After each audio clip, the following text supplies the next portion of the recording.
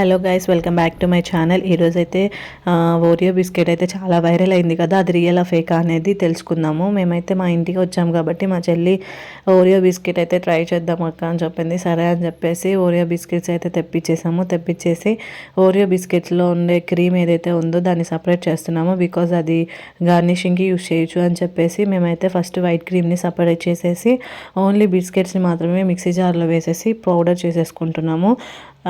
చూడండి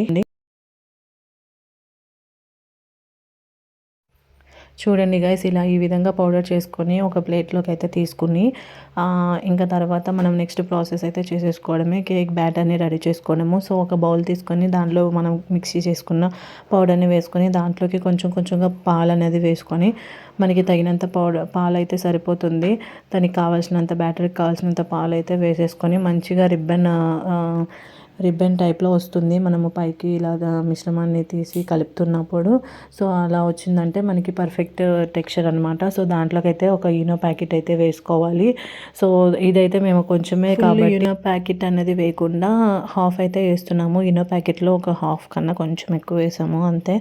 so Eno అయితే వేసుకొని మంచిగా కలిపేసుకోవాలి. మంచిగా నీట్గా కలిపేసుకొని ఆ టెక్స్చర్ అంతా ఒక పర్ఫెక్ట్ బ్యాటర్ లాగా వచ్చేస్తుంది.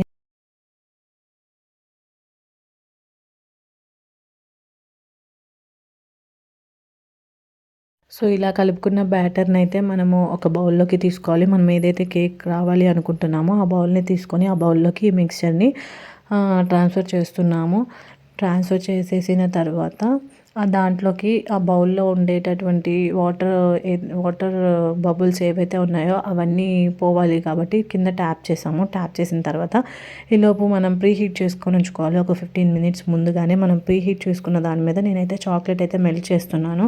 సో ఇదైతే నేను తీసుకునేది 5 స్టార్ చాక్లెట్ కాబట్టి దానిలోకి త్వరగా మెల్ట్ అవ్వడానికి కొన్ని పాలైతే కాగబెట్టిన పాలైతే పోస్తున్నాను. దాంట్లోనే కొంచెం పాలైతే యాడ్ చేసేసి మంచిగా నేను మెల్ట్ చేసేసుకున్నాను చాక్లెట్ని. దాని తర్వాత మనం ఏదైతే మిక్చర్ ఏదైతే ఉందో కేక్ మిక్చర్ దాన్ని నేను మన ఇడ్లీ పాత్రలో పెట్టేశాను. దాన్ని అయితే ఇడ్లీ పాత్రలో పెట్టుకున్నాను. మీరు కావాలంటే ఓవెన్లో పెట్టుకోవచ్చు, వేరే దాంట్లోనే పెట్టుకోవచ్చు. నేనైతే ఓవెన్ లేకుండా ఏం లేకుండా చేయాలి కాబట్టి అలా చేసేసాను.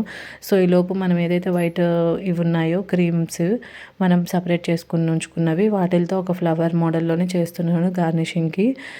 ఈ కేక్ అయితే ఒక 15 మినిట్స్ వరకు మనం సిమ్లో ఉంచేసి మాత్రమే కుక్ చేసుకోవాల్సి ఉంటుంది. జస్ట్ 15 to 20 మినిట్స్ లోపు కుక్ చేసుకుంటే మంచిగా పర్ఫెక్ట్గా కేక్ అయితే రెడీ అయిపోతుంది.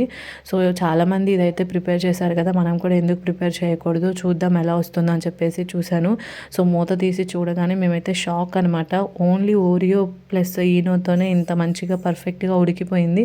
మంచి పర్ఫెక్ట్ కేక్ అయితే రెడీ అయిపోయింది. ఇంత త్వరగా ఇంత ఈజీ వేలోని ఇలా మంచిగా వస్తుందని అయితే నేనైతే ఎక్స్పెక్ట్ చేయలేదు గైస్.